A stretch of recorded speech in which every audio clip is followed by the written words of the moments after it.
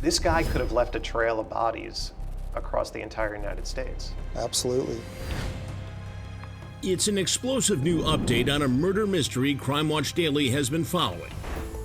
An unsolved quadruple murder and counting. Where are all the bodies? Yeah. An unstoppable serial killer He is a chameleon. on the hunt for more. There's probably more victims out there. Could the wait for answers finally be over? Senior District Attorney Jeff Strolzin invites our cameras in once again. Last time I was here, I asked you straight up, do you think this case will ever be solved? Do you remember what you told me? I don't remember exactly what I said, but I'm sure it wasn't optimistic. It wasn't. I think the chances are pretty slim.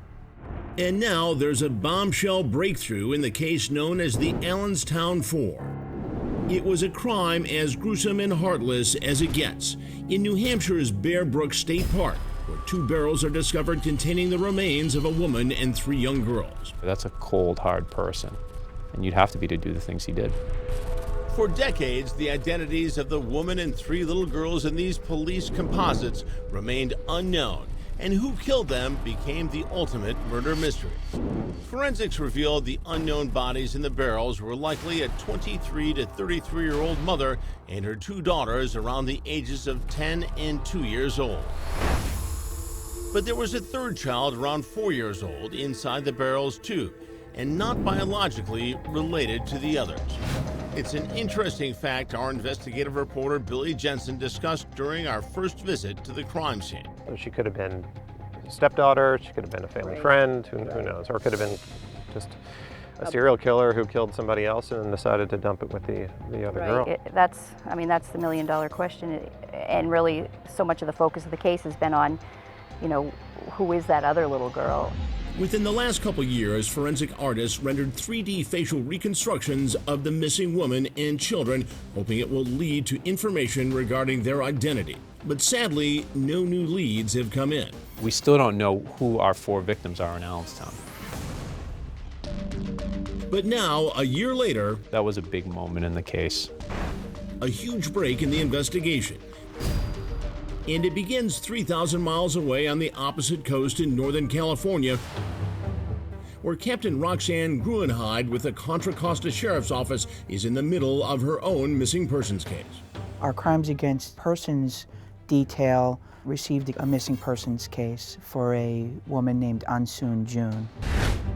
Soon June, a biotech worker, is reported missing by a friend after she hadn't been heard from in months. Contra Costa County Sheriff's deputies tracked down her live-in boyfriend, Lawrence Vanner. In Richmond, California, where he was working at a corner convenience store. They spoke with him and he agreed to come back to our office. On the ride to the sheriff's office, Captain Gruenheid sits in the back seat of the patrol car with Lawrence. They strike up a friendly conversation.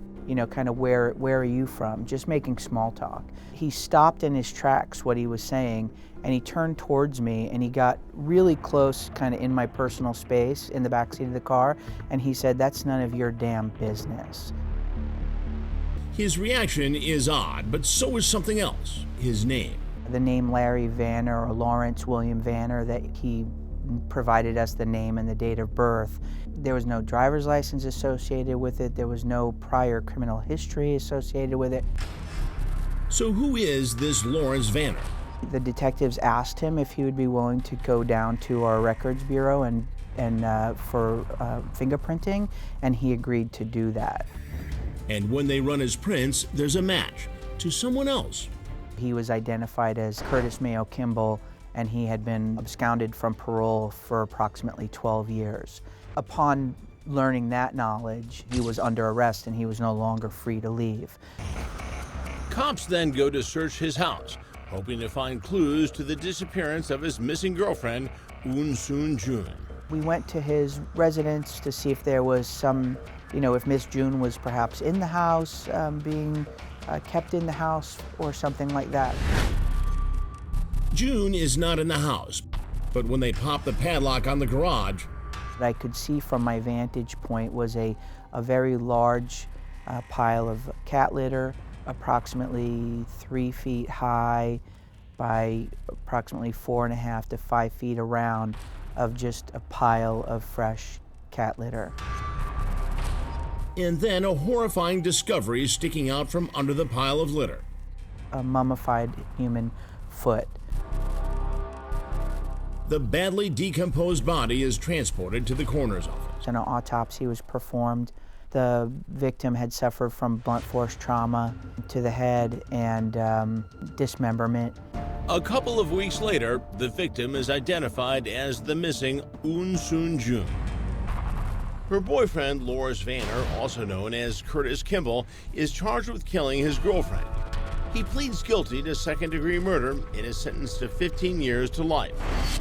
And while prosecutors and police are certain they got their man, they still aren't certain exactly who their man is. There were numerous AKAs, there were numerous social security numbers, numerous dates of birth that he had been using.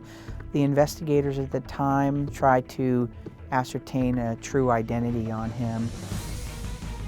In California alone, this convicted murderer has used the aliases Lawrence Vanner, Curtis Kimball, and another name, Gordon Jensen, an alias the drifter began using when he skipped out on parole. What was the parole violation for? Was for abandoning a child under the age of 14. And just who was that child?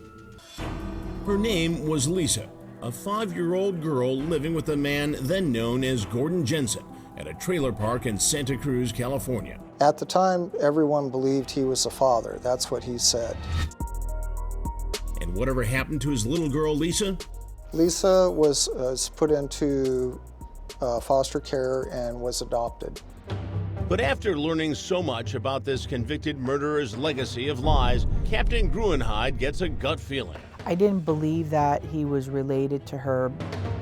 In fact, Captain Gruenheid worries that Lisa may have been abducted by the man with multiple aliases. That's when she alerts the National Center for Missing and Exploited Children and the San Bernardino County Sheriff's Department, the same agency that investigated the abandonment case against Lisa's so-called father. And that's when San Bernardino detectives tell her about potentially explosive evidence. They had taken a sample of her blood.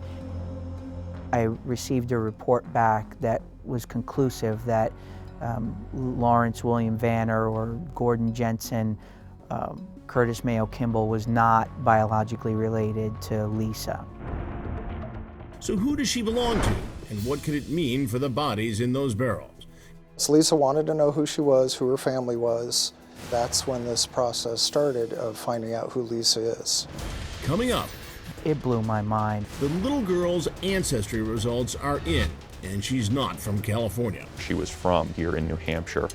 Were you thinking that it was going to be the woman in the barrel?